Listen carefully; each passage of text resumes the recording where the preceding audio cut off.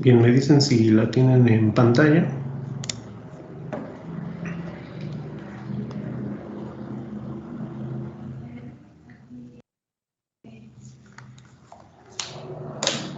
¿Listo? Adelante, profesor.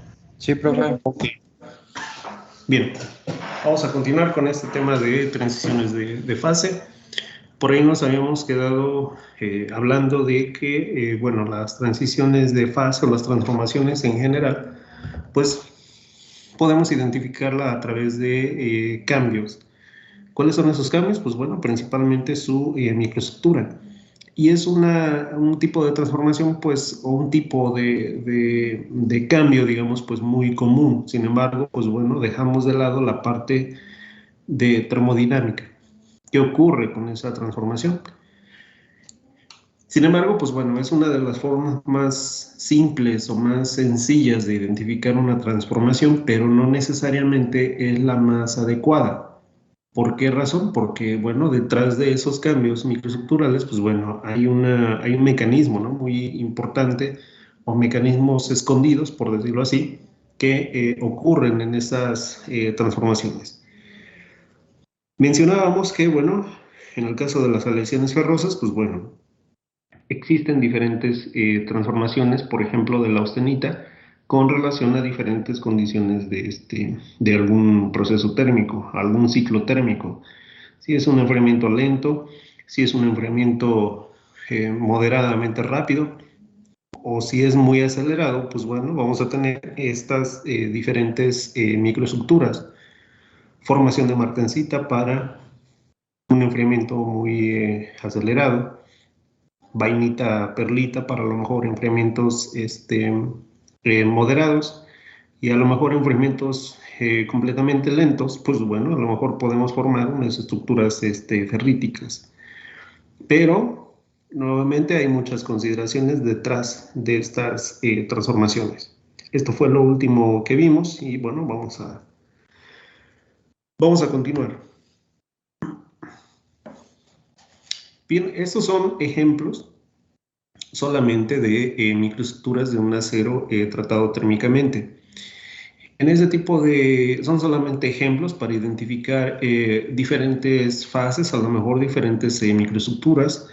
Vamos a ir viendo diferentes morfologías a lo largo de todo este semestre, pero partimos de un acero que fue completamente austenitizado a una alta temperatura, alrededor de 900-950 Celsius, y a partir de ahí se utilizaron diferentes medios para propiciar una transformación. ¿Qué medios se utilizaron? Pues bueno, agua, aceite, con una rapidez de enfriamiento medida de 21.3 Celsius sobre segundo, rocío de agua o agua en spray, 14.2 Celsius sobre segundo, en aceite 11.6 Celsius sobre segundo, y aire a presión pues con una pistola de aire puede ser, una velocidad, una rapidez más lenta de enfriamiento 9.1. ¿Y qué observamos? Pues observamos diferentes morfologías.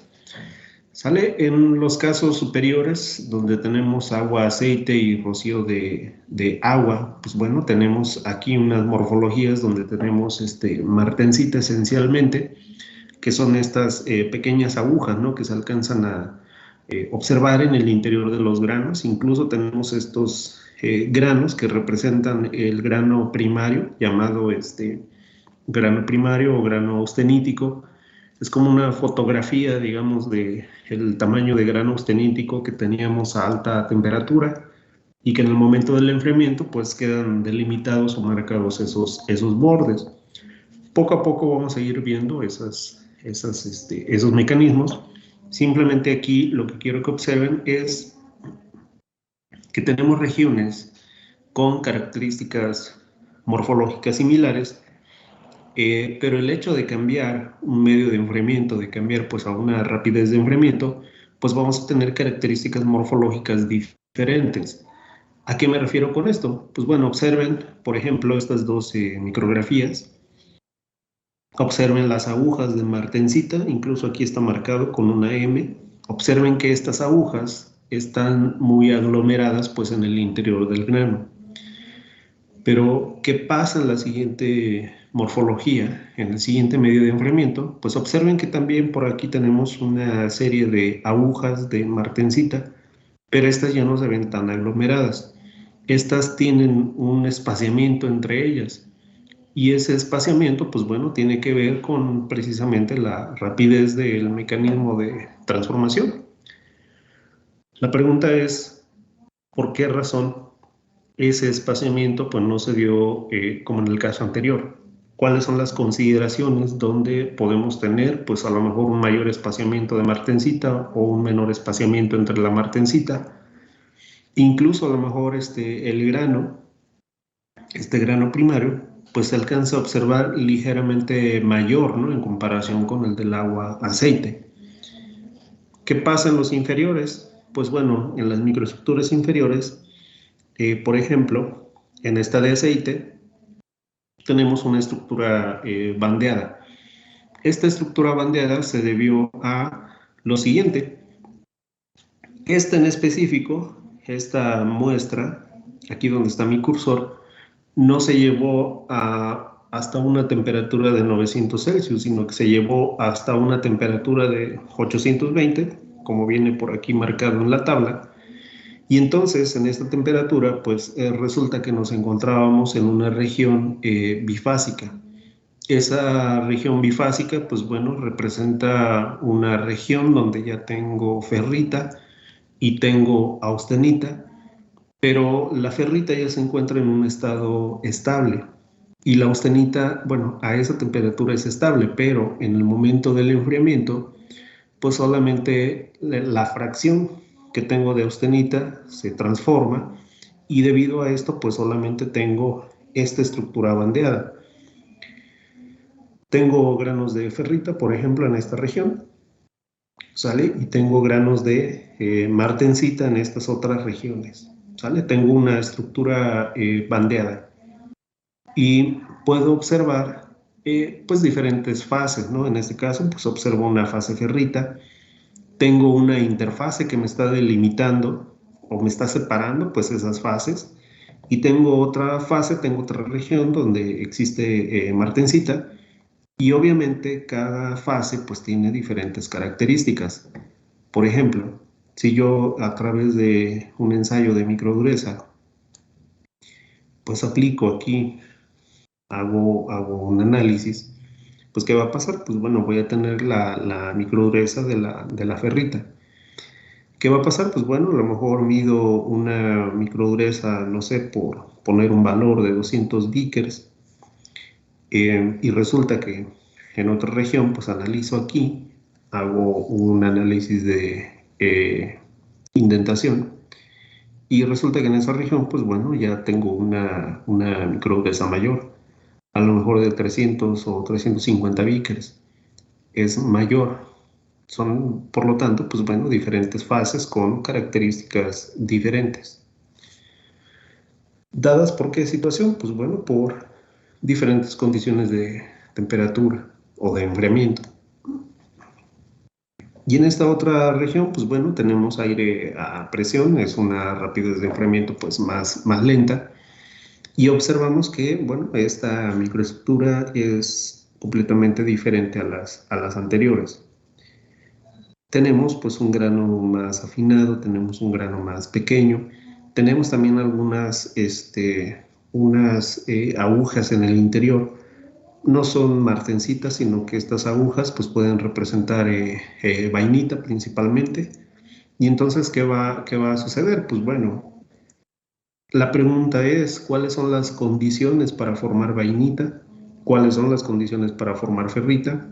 ¿O cuáles son las condiciones para formar una microestructura bandeada?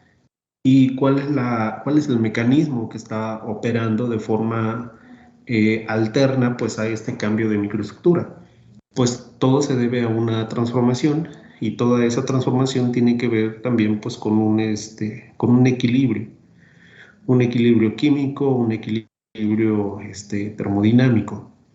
Y recordando también siempre que todos estos mecanismos pues siempre involucran una transferencia de algo. ¿Cuál es esa transferencia? Pues principalmente masa. Y al momento de tener pues una transferencia de masa, pues también vamos a tener un proceso difusivo en algunos casos. ¿Sale? Es lo que vamos a analizar. Bien, estas son ejemplos solamente de algunos cambios microestructurales para un acero. Y bueno, cambio de diapositiva.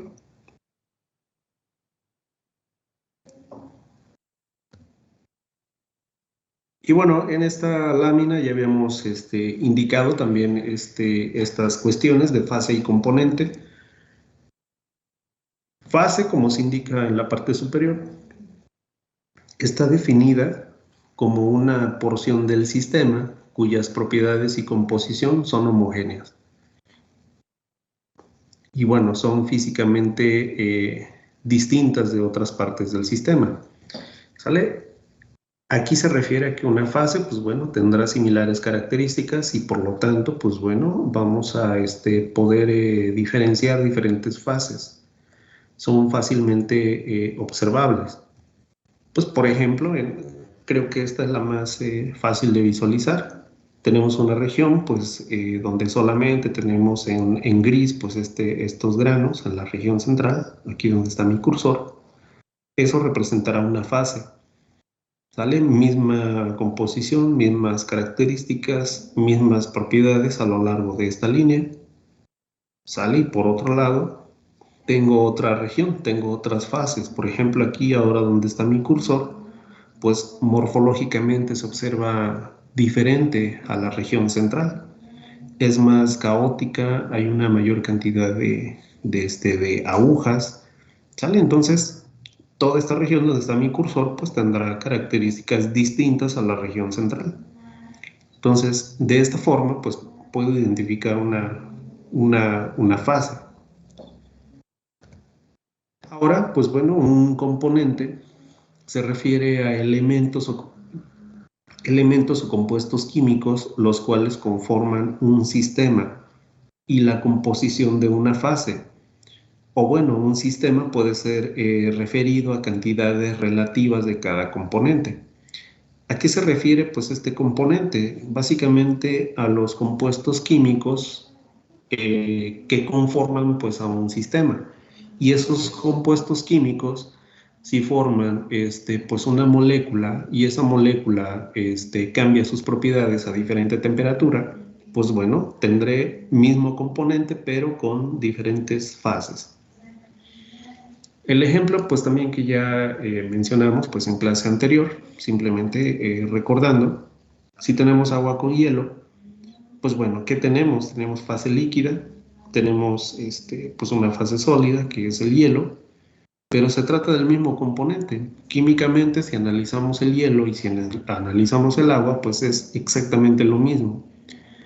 Es exactamente la misma molécula, H2O, y pues bueno, un componente con dos fases. Diferentes características en las fases. Fase sólida, pues más dura, valga la redundancia, ¿no? En estado sólido. Fase líquida, pues bueno, características ya de viscosidad, características de fluidez, diferente a lo mejor espaciamiento molecular, pero ambas se tratan de H2O.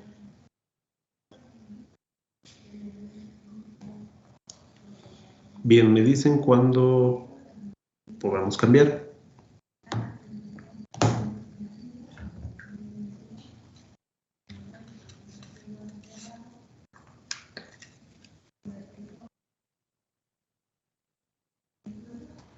Por mí ya está bien, profesor. Muy bien. Si necesitan que me regrese, me dicen, ¿sale?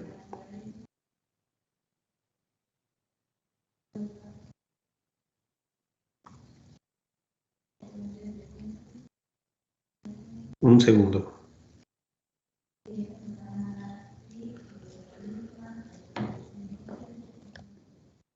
Bien. Ahora, pues aquí en transformaciones de fase, Como dice este cuadro, pues se refiere a que una o más fases de una aleación pues cambian a una nueva fase o cambian a una mezcla de fases. ¿Qué quiere decir? Pues bueno, algo, pues a lo mejor podríamos tener una nomenclatura para esta transformación de fase. Pues podríamos decir, ¿no? Pues bueno, si yo tengo una fase A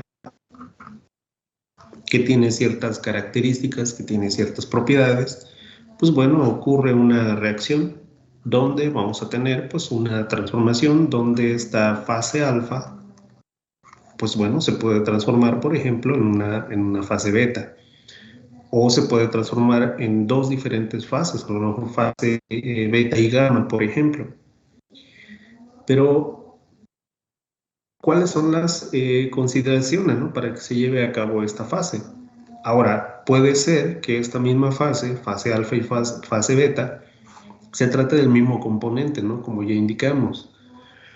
Mismos elementos, a lo mejor puede haber cambio de composición química, sí, pero con los mismos elementos, pero son características completamente diferentes, ¿vale? Como lo teníamos.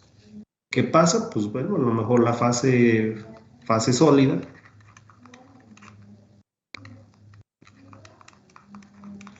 pues reacciona y se transforma pues en una fase líquida, por ejemplo. O al revés, puede darse el caso de que exista reversibilidad en estas reacciones, que de la fase líquida o de la fase beta, pues transformemos en el sentido contrario, ¿sale? Que hagamos una transformación de la fase líquida pues a la fase sólida, o de la fase beta hacia la fase alfa.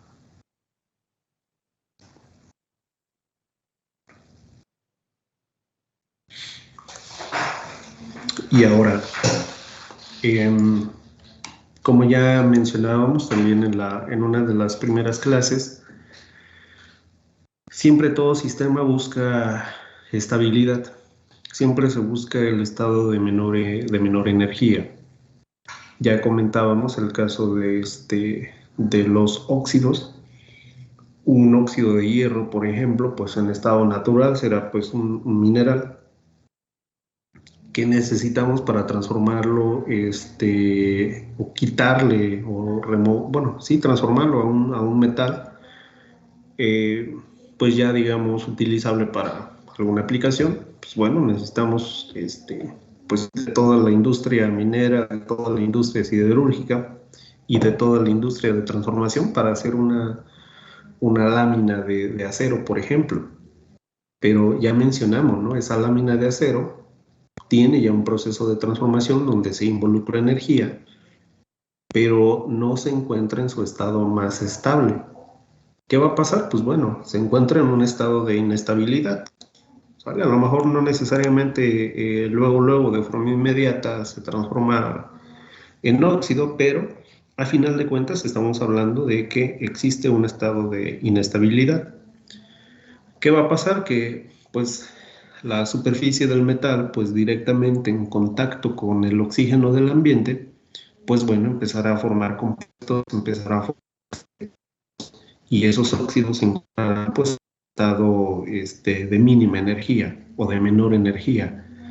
Por lo tanto, pues la tendencia es a que se transforme del metal hacia su estado original. Sale entonces, pues, bueno, una analogía es, pues, ¿cómo se sienten ustedes más cómodos en casa? Pues bueno, a lo mejor en un sillón, quizá viendo una serie, tomando café. Es un estado de mínima energía, pero bueno, hay muchísima comodidad, digamos, pues en ese estado. Cuando empezamos a trabajar, pues a tomar las clases, a hacer tareas, pues bueno, tenemos que invertir energía, en algún momento nos vamos a cansar y necesitamos pues regresar a un estado de mínima energía. Lo mismo va a suceder con las fases, o lo mismo va a suceder con un sistema. Dice por aquí este cuadro, en la parte inferior, Dice la razón por qué una transformación ocurre es debido a que el estado inicial de una aleación pues es inestable en comparación con su estado final. ¿Sale? Por eso ocurre una transformación, por una inestabilidad. Ahora, punto importante. Si a ustedes les dijeran, bueno, tienes que, pues no sé, estudiar, tienes que prepararte, pero cuando termine no vas a ganar nada, o sea, asumiendo que fuera todo gratis, pues no van a estudiar, ¿no? Hay algo que los motiva, hay algo que los motiva a estudiar una carrera, pues bueno, porque a final de cuentas van a tener un trabajo bien remunerado, van a generar ingresos, hay una motivación. ¿A qué me refiero con esto? Que nosotros podemos forzar a que exista una transformación, pero para eso necesitamos invertir energía. ¿Sale? Podemos brindarle energía a un sistema para que se propicie esa transformación. Y recuerden cuál es también otra situación. Existen reacciones que se pueden dar de forma espontánea, pero también existen algunas reacciones en las cuales yo necesito brindar energía para que éstas se puedan transformar. Bien, entonces, pues básicamente una transformación de fase la podemos relacionar con una fase o grupos de fases que van a transformar en una nueva fase o grupos de fases, como lo tenemos en la parte superior. Ahora, si yo solamente les presento pues estas imágenes, es evidente que hay una transformación, es evidente que hay un cambio de fases, pero la pregunta es ¿cómo se da? Y también qué tan rápido se da y qué fase es más susceptible de que en la cual se lleve a cabo pues ese cambio de una forma más rápida o más acelerada. Bueno, la pregunta es ¿cómo medir esa estabilidad? ¿Cómo puedo yo determinar que un sistema es estable o no? Ahora, la pregunta, ¿qué fase es más susceptible de transformación? ¿Qué es más fácil realizar? ¿Que una fase sólida pase a líquida o al revés? ¿Es más fácil que la fase líquida pase a un estado sólido? ¿O la fase alfa, la fase beta o viceversa? ¿Cómo medir esa estabilidad? Pues bueno, todo tiene que ver con la cuestión de termodinámica, todo tiene que ver con la energía libre de Gibbs. Y se menciona por aquí, para transformaciones que ocurren a temperatura y a presión constante, pues bueno, la estabilidad relativa de un sistema está relacionada con la energía libre de Gibbs. Esta energía libre tiene que ver con la entalpía de un sistema y tiene que ver con su temperatura y tiene que ver con su entropía. Esta ecuación pues es característica, ¿no?, de cada tipo de sistema y bueno, se encuentra en función de la temperatura. La entalpía pues básicamente es la energía pues interna de un sistema, tiene que ver con su energía interna, y la entropía tiene que ver con, bueno, se va a alterar con la temperatura. ¿Qué va a pasar, por ejemplo, si la entalpía de un sistema, pues bueno, se mantiene de cierta forma constante, por ejemplo? Pero, ¿qué va a pasar si yo voy incrementando la temperatura? Tengo ahí dos términos, término positivo y término negativo. Si yo voy incrementando la temperatura, ¿qué va a pasar con este término negativo? Pues bueno, este término negativo se va a hacer más grande todo este factor y por lo tanto eso me indicaría pues una energía libre de Gibbs pues cada vez más negativa. ¿Qué va a pasar? Pues bueno, si hablamos de un material metálico, pues a temperatura ambiente es estable. Pero ¿qué va a pasar si nosotros incrementamos la temperatura? primero que nada, pues estamos brindando más energía a este sistema. Y por otro lado, el hecho de incrementar esa temperatura, pues resulta que este término lo estamos haciendo cada vez más negativo. Estamos haciendo esta energía libre de Gibbs también pues cada vez más negativa. ¿Y eso qué indica? Pues bueno, indicará en algún momento que hay una pérdida de inestabilidad para el caso del material metálico. ¿Qué va a pasar? Pues bueno, se va a ver forzado a cambiar su arreglo atómico o molecular para compensar este cambio de energía libre de Gibbs. ¿Qué va a pasar? Pues bueno, a alta temperatura se va a volver este líquido para ser estable a esa temperatura. Siempre todo tiene que ver con ese efecto de estabilidad.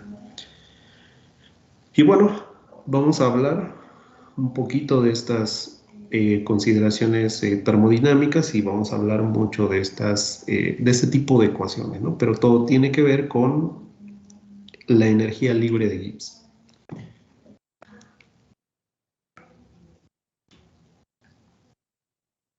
Me dicen cuando podamos cambiar.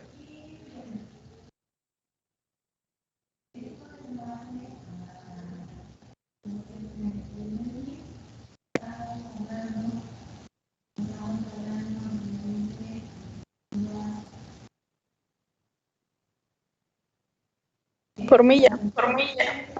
¿Listo? Muy bien. Cambio de diapositiva.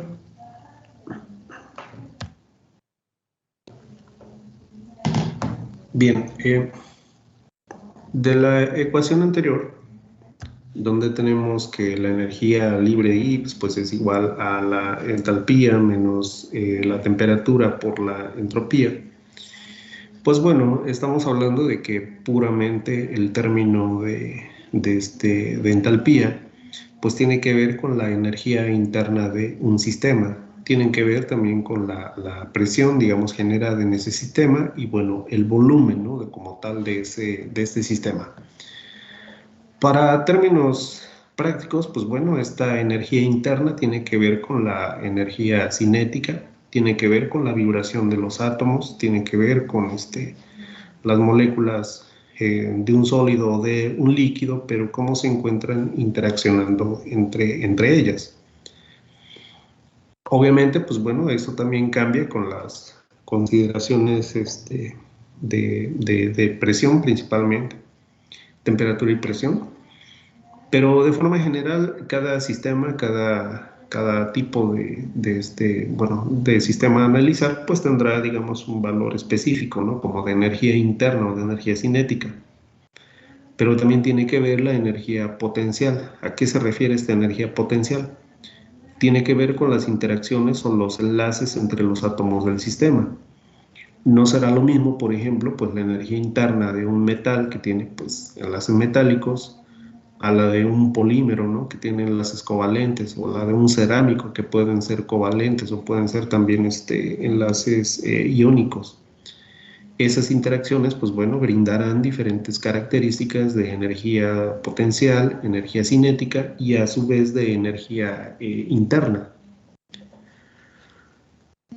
Y bueno, cuando ocurre pues una transformación, pues vamos a tener a final de cuentas pues también un intercambio de calor, porque pues para que ocurra esa transformación necesitamos sacar del equilibrio pues a una fase.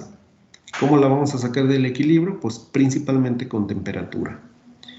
Generalmente la presión, pues bueno, ya les indicaba también en una clase anterior, la presión no es común, digamos, cambiarla en términos de transformaciones de fase, pero sí un factor muy importante es la temperatura. Cuando brindamos energía, pues a través de la temperatura, pues bueno, sacamos del equilibrio a esa fase y vamos a tener entonces pues una transformación o una reacción. Y dice por aquí el segundo cuadrito, el calor absorbido pues dependerá de los cambios de la energía del sistema.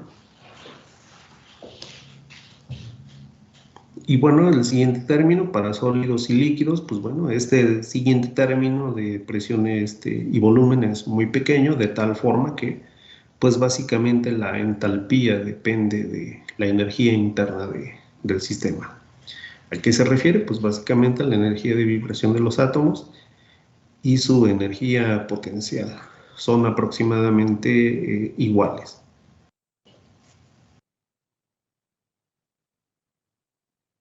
Y bueno, como les decía, pues no será lo mismo la energía interna o no será la misma capacidad, pues la de fundir un metal que la de fundir un polímero, ¿no? Un polímero, pues, transformará o ocurrirá, pues, una transformación a baja temperatura, 250 Celsius, pero para un material metálico, un acero, por ejemplo, pues necesitaremos llevarlo hasta una temperatura de 1600 Celsius.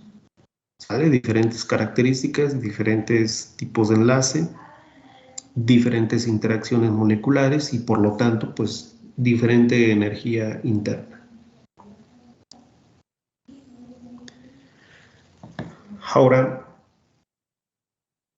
en la ecuación anterior, donde tenemos que la energía libre es igual a H menos temperatura por la entropía, pues tenemos ese otro factor, ¿no? Ese otro factor de entropía, lo cual representa pues una medida de la aleatoriedad de un sistema, o tiene que ver con a lo mejor un tipo de energía que no podemos quizá utilizar de forma directa para ese proceso de transformación. Sin embargo, el hecho de que esta entropía venga en un término que está multiplicado por la temperatura, quiere decir que cuando incrementamos nosotros la temperatura, pues bueno, también esta entropía se va a incrementar.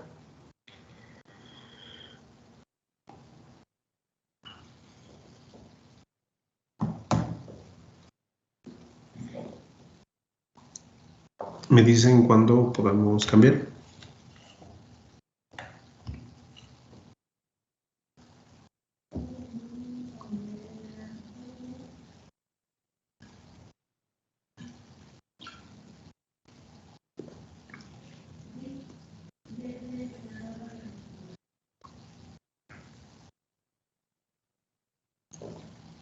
¿Listo? Espere, por favor. Claro, sin ningún problema.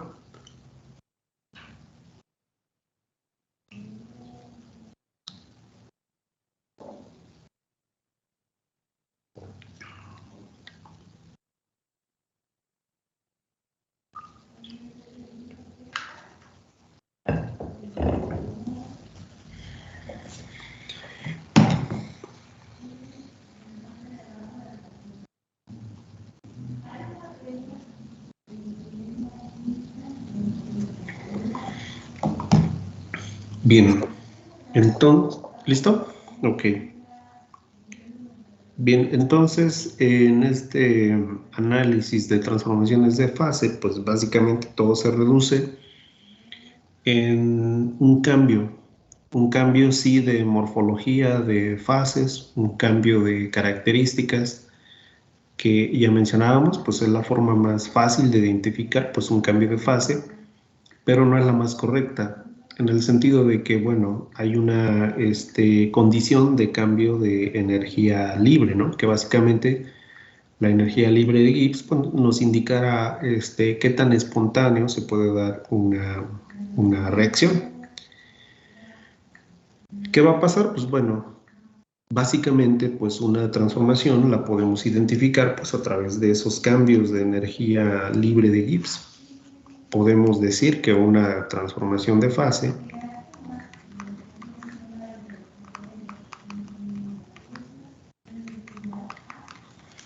pues ¿cómo la vamos a identificar? Pues bueno, ahora sí podemos decir que la vamos a identificar con cambios en la energía libre de Gibbs.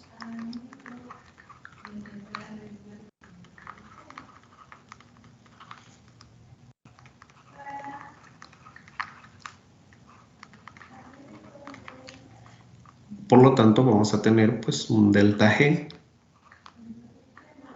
o en algunos libros pues vamos a tener lo van a encontrar simplemente como una diferencial, un delta G.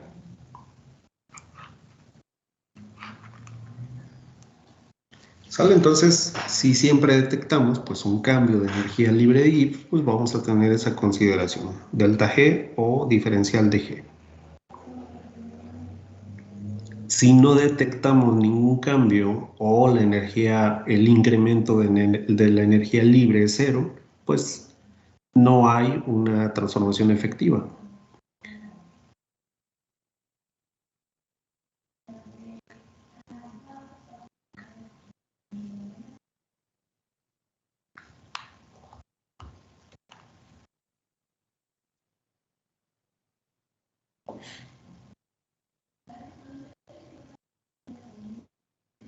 Bien, cambio de diapositiva.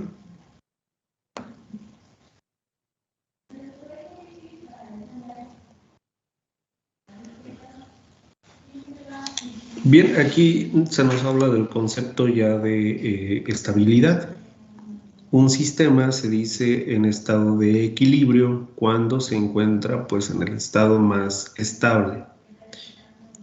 Algo que se conoce como equilibrio estable, pues es básicamente cuando el sistema tiene el valor más bajo de la energía libre de Gibbs. Entre más negativo sea ese valor de energía libre de Gibbs, pues podríamos hablar de que tenemos una mayor estabilidad.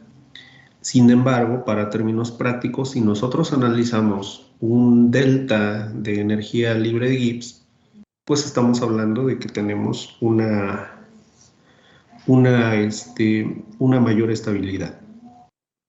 Un delta G igual a 0 quiere decir que en ambas condiciones, tanto alguna fase o otra, si esa fase, pues bueno, llega a cambiar algún parámetro, por ejemplo, de temperatura, pero si esa diferencia de energías libres pues se mantiene igual o se mantiene como cero, pues realmente estamos hablando de que no hay una transformación efectiva, simplemente se trata o se encuentra en un estado de equilibrio.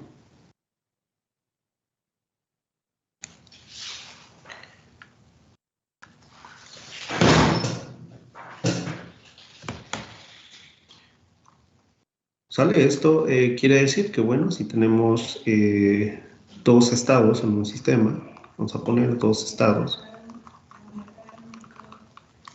Si tenemos pues una energía libre de Gibbs G1 y tenemos por otro lado una energía libre de Gibbs G2, y si G1 es igual a G2, pues bueno, tenemos lo siguiente, ¿no? El delta G o la diferencial de G, analizando estos dos estados o estas condiciones, pues resulta que va a ser igual a 0. ¿Sale? Entonces quiere decir que pues una fase es estable.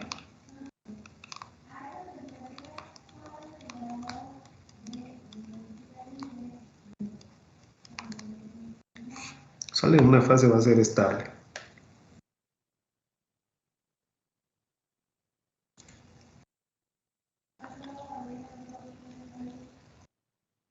Ahora, ¿qué va a pasar bueno, vamos a ponerle aquí caso 1. ¿Qué va a pasar pues en el caso 2? Si tengo dos estados, G1 y G2, y podemos hablar donde G2 es menor a G1, pues aquí sí ya tenemos un cambio de energía libre. ¿Qué va a pasar con delta G? Pues bueno, delta G va a tener un valor, pero bueno, va a ser negativo.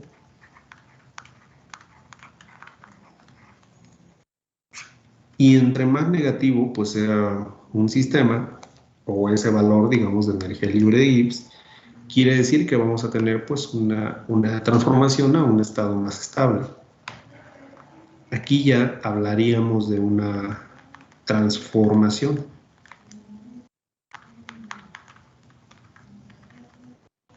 Una transformación de fase.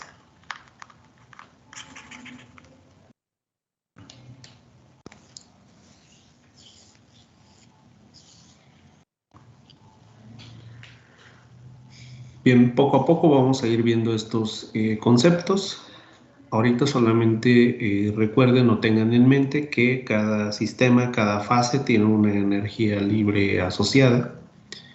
Cuando las energías libres, pues bueno, son iguales en diferentes condiciones, pues significa que no voy a tener una transformación. Se trata de una fase que es estable.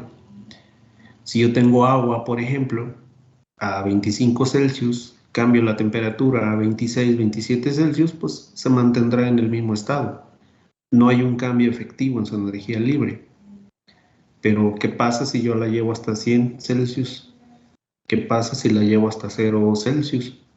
Pues ahí sí ya es un cambio de energía libre muy grande que me va a generar que esos dos estados a 25 Celsius y 100 Celsius exista ya un cambio significativo en esa energía libre y por lo tanto se generará una transformación.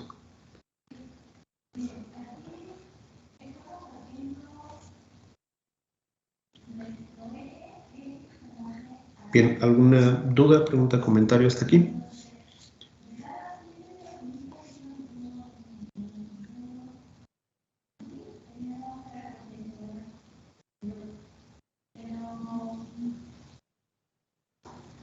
Sí, profe, tengo una duda. Dime, te escucho. En la diapositiva de las temperaturas de austenitización, Ajá. ¿por qué la del aceite es menor que las demás? Ok, mira, esto fue un trabajo de investigación. Aquí solamente les mostraba, digamos, algunas características morfológicas. ¿Qué pasaba con con estos materiales?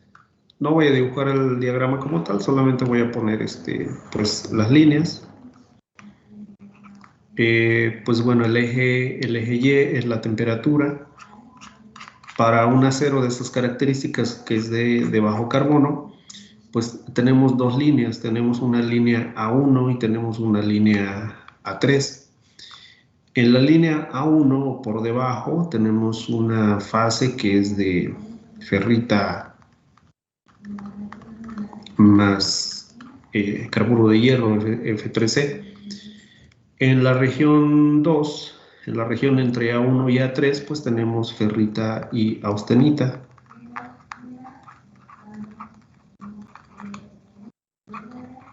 Y arriba de A3 pues tenemos completamente austenita. Y la finalidad de que esta temperatura se encuentre a 820 resultaba lo siguiente: cuando nosotros, o bueno, en ese análisis elevamos la temperatura a 900 Celsius, pues nos encontrábamos en este punto. Vamos a poner aquí 900 Celsius. ¿Sale? Entonces yo tenía una transformación completa de austenita. ¿Sale? ¿Por qué razón? Para que al momento de enfriar, pues todo lo que tengo en el interior del grano, pues sea esencialmente martensita. Y otra probeta se dejó a 820 Celsius para que estuviera en esta región. ¿Sale? 820 Celsius para que estuviera en esta región y al momento de enfriar, pues bueno, la ferrita a esta temperatura ya es estable, una porción. ¿Pero qué transforma? Pues transforma solamente la porción de austenita que tengo. Y es lo que exactamente se encuentra aquí. Tengo pues una región, esta región digamos que estoy delimitando, pues son bandas de ferrita. Y todo lo demás pues es básicamente martensita. Entonces se hizo con esa finalidad, simplemente de tener una estructura dual, básicamente. Ok, gracias, profe.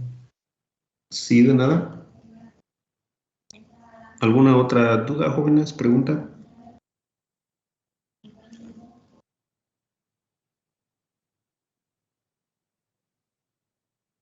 Bien, jóvenes. Entonces, pues aquí le dejamos. Nos vemos el día de mañana. Creo que tenemos clase. Mañana tenemos clase. Nos vemos el día de mañana. Hasta mañana, profe, gracias. Cuídense, que tengan bonita tarde. Igualmente, profe, buen día. Adiós, nos vemos, hasta luego.